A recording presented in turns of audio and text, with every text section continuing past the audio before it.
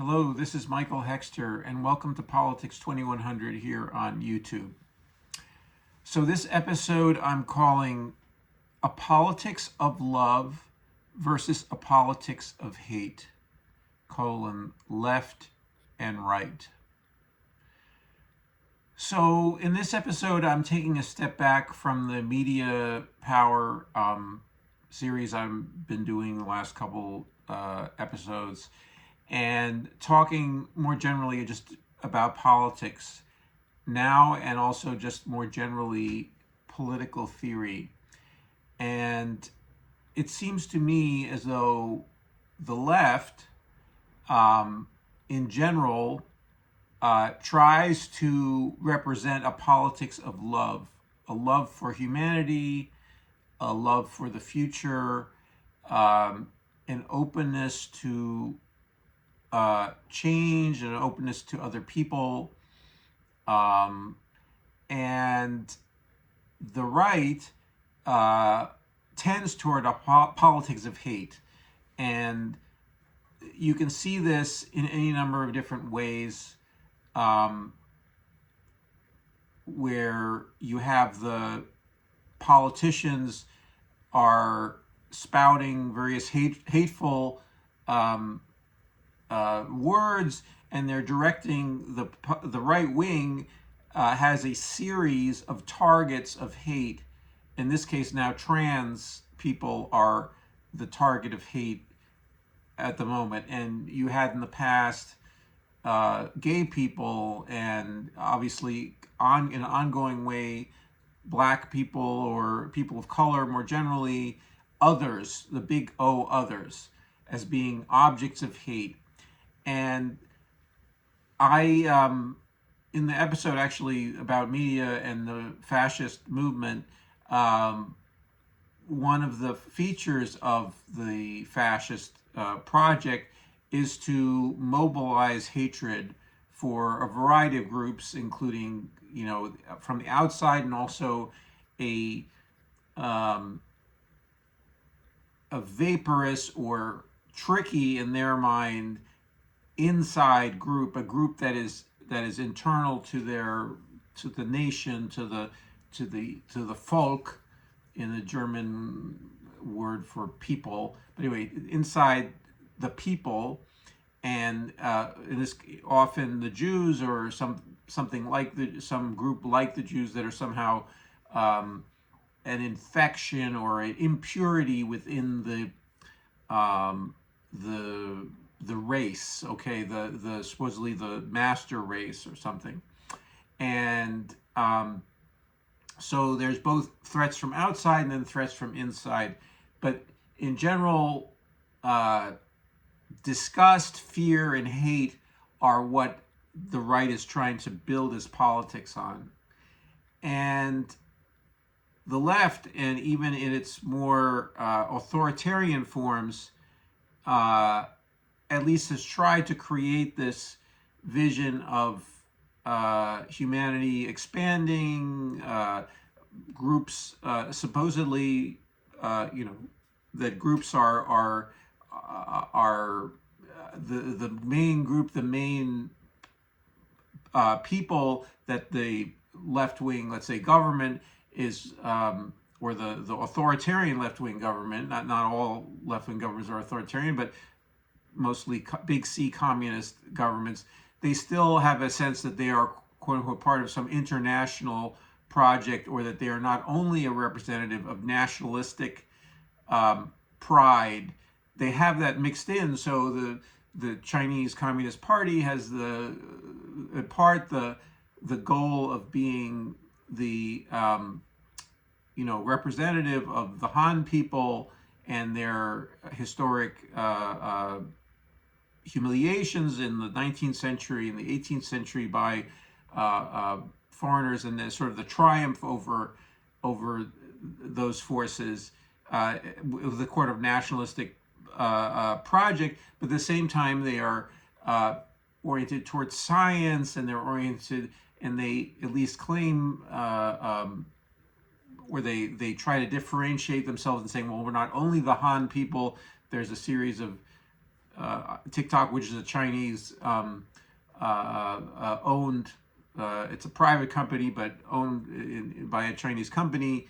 They had a video on which I don't know whether it was a planted video or not, but about the different, or a couple videos about the different minorities in China beside the Han people, or just the different ethnicities. They weren't considered minorities. They just sort of talked about different ethnicities within China, which was, I mean, interesting to me, just from anthropological point of view. But anyway, and this was the way also in the Soviet Union, the way that various nationalities, as they called them, were attempted to be integrated into what essentially was a great Russian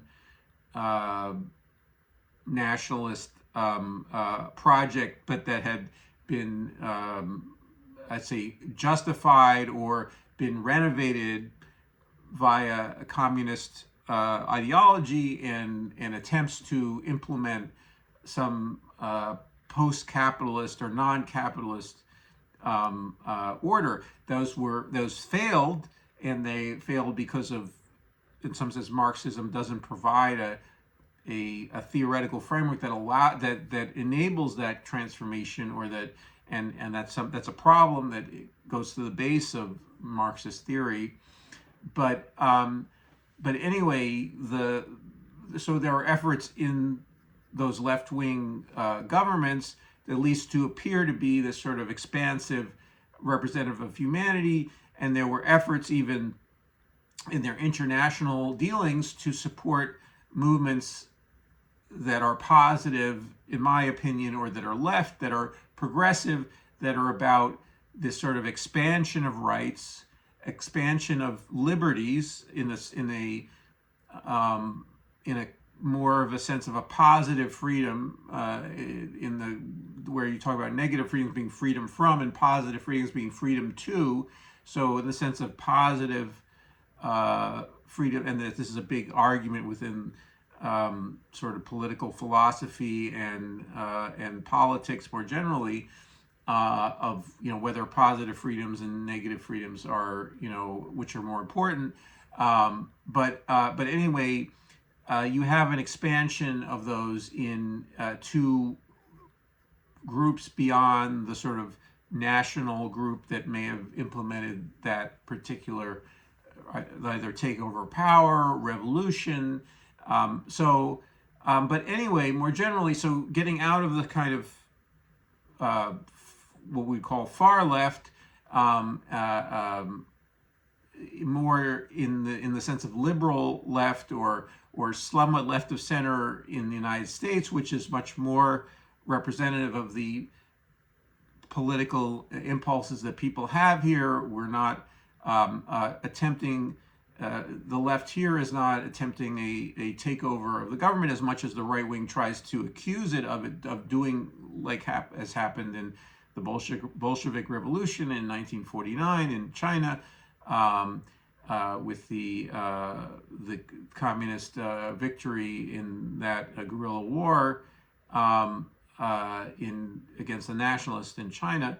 So anyway, in the United States, we have a much more centrist left that is also, I think, attempting to represent a politics of love, and they see, and this is where one, I think, needs to think about, love is considered to be in Christian ethics the higher value in terms of the teachings of Jesus Christ, and that has been a problem for the right. The right wing has attempted to claim Christianity for themselves while representing what I'm calling a politics of hate, or certainly a politics of love for a very restricted group of people and hate for a the vast majority of humanity. But hate is so important to the right wing that they love someone like Donald Trump because he gives them the permission to express hatred. And so this is where one gets into, in a way, somewhat of a psychological, theory of the right wing and or perspective or framework, where the leaders of the right, or the including the media, the leading media outlets, give permission to the group, their constituency, the people who are quote unquote their people, or who watch them on TV, a permission to hate, and they deliver objects of hate to those to their audience. And Donald Trump's great innovation as a politician was to give this permission to the swath of the Republican Party that had long had a sort of contained and inhibited politics of hate. That their politics of hate had been filtered through an austerity agenda about constricting the social services and sort of confining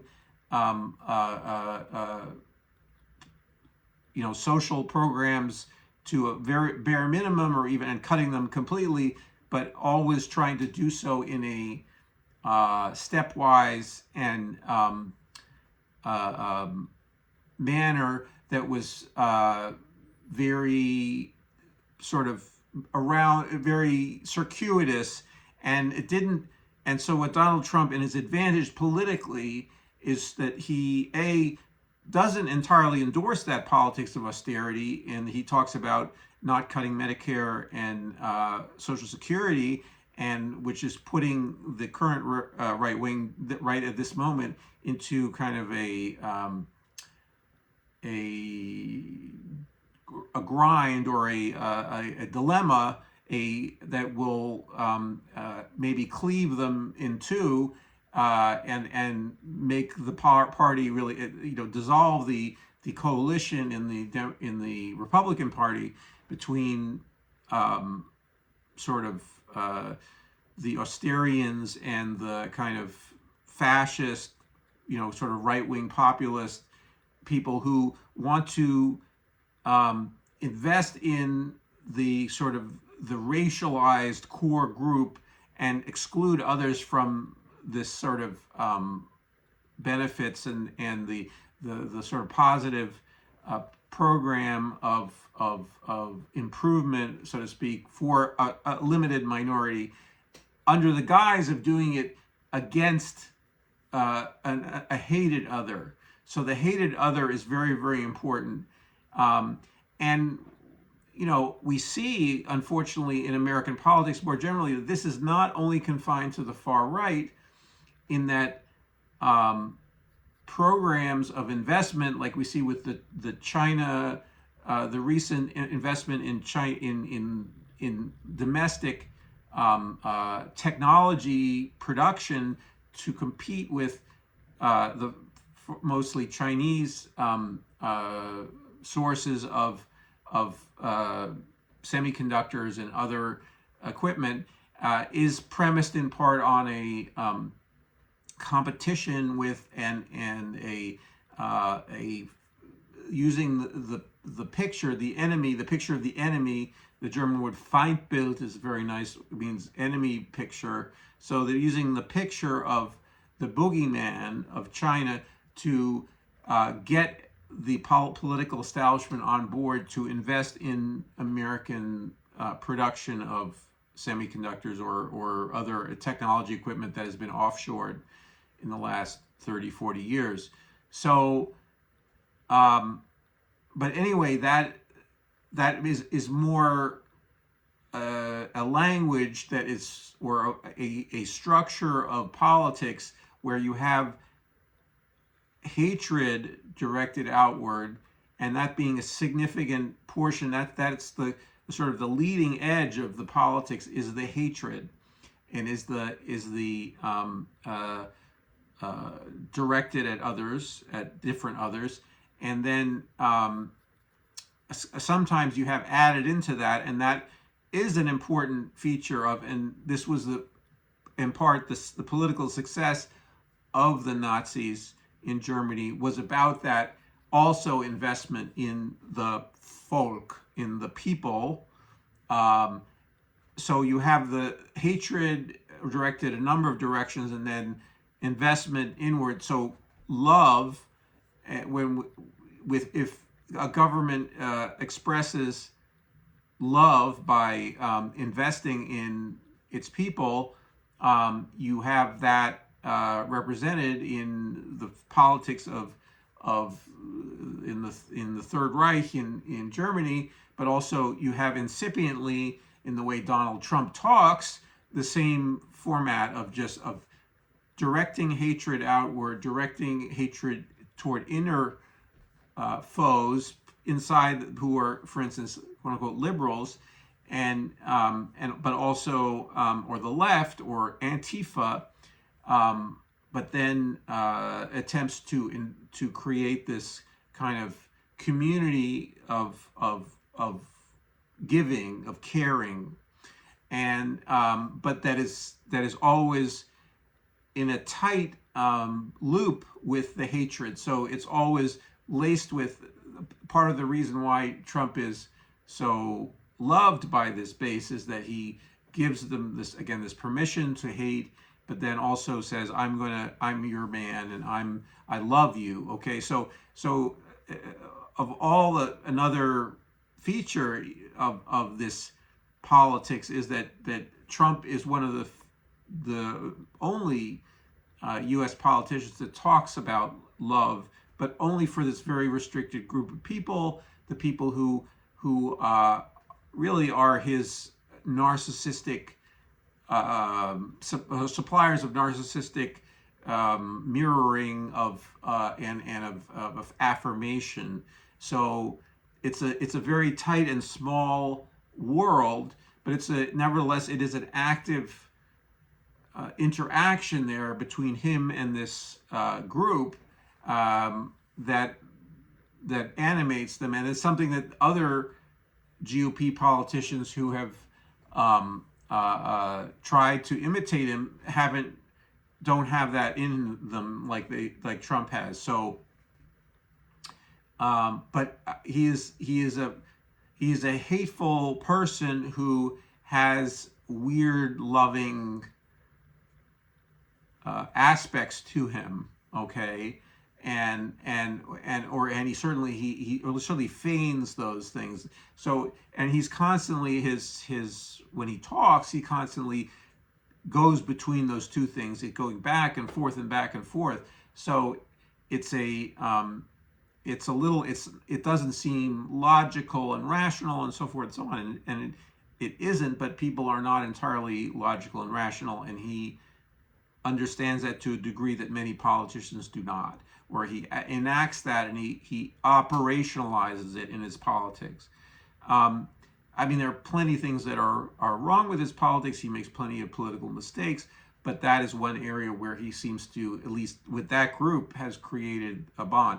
And on the other hand, you have in the sort of center left, not really left, but the center right, really, which is the Democratic Party, but it's still the left, to the left of the far right Republican Party. You have politicians that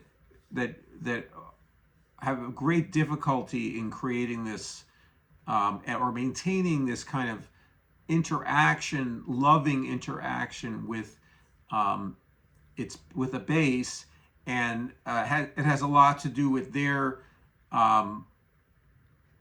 interweaving with or their enmeshment with large donors and with the corporate interests that they represent. Now, Donald Trump also represents some of those interests and would represent them in office, but he has this politics that enables him in a way also to he's exempted from some of the in part because he plays a rich man and he talks as if he is one of them. He's one of the capitalists or one of the and so he kind of gets a pass. Meanwhile, the politicians, even though there's some extremely wealthy center right, center left politicians like the Pritzker in Illinois, these they don't really have. I mean, and he's actually a growing phenomenon. He might be running for president soon, but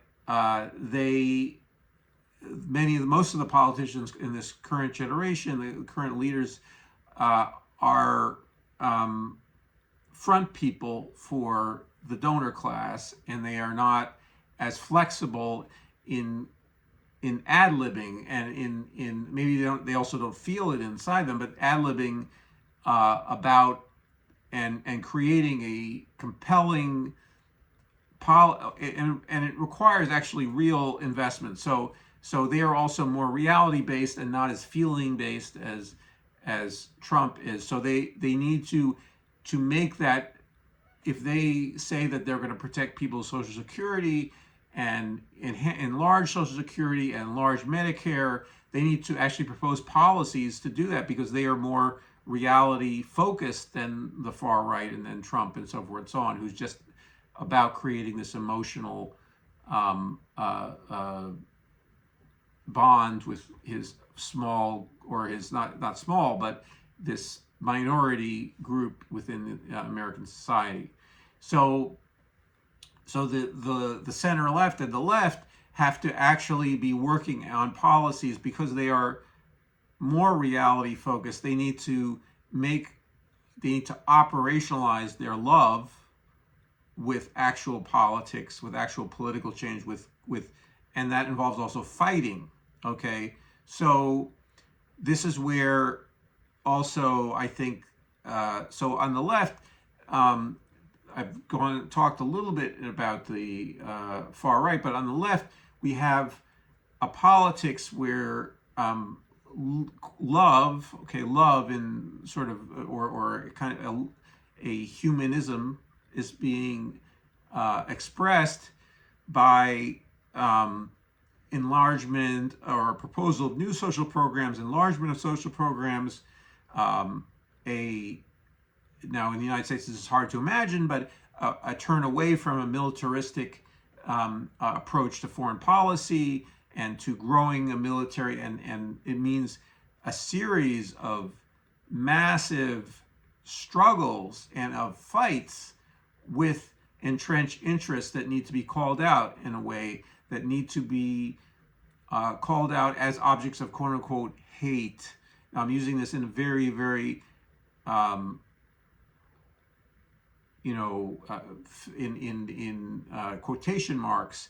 I don't really mean hate. I really don't think that hating those groups helps us to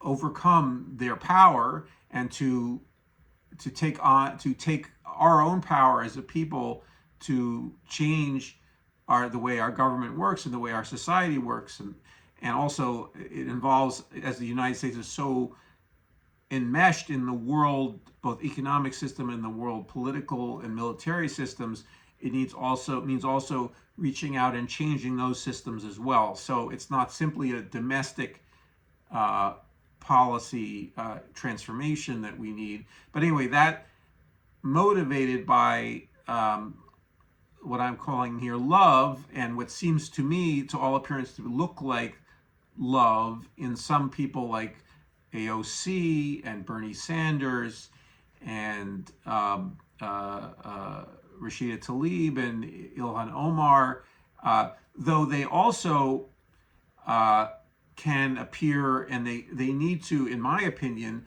also show the ability to fight. And so you can fight in a way that I think that is also an expression of your love more generally for humanity and for people overall, but still be not caught in a personalized love-hate relationship with even the people you oppose and you think are doing terrible things, you think are even evil, okay? But and you might even call them evil or doing evil things, but you say you can be evil on your own, and you don't need to have power over us. So what we're talking, though, is about a system, an economic system and a political system that seems to favor, or like right now, in terms of magnify the politics of hate, and also, so anyways, just to sort of to flesh out just the basic idea here, the right thrives on a sadistic politics that is about humiliation, not only of these outgroups of its own, but also their opponents, and a culture of elevating the people who are most hateful, and like look at Marjorie Greene and Lauren Boebert, so forth and so on, who have, or Kevin McCarthy, who has taken on some of the characteristics of the people he made compromises with, and they're about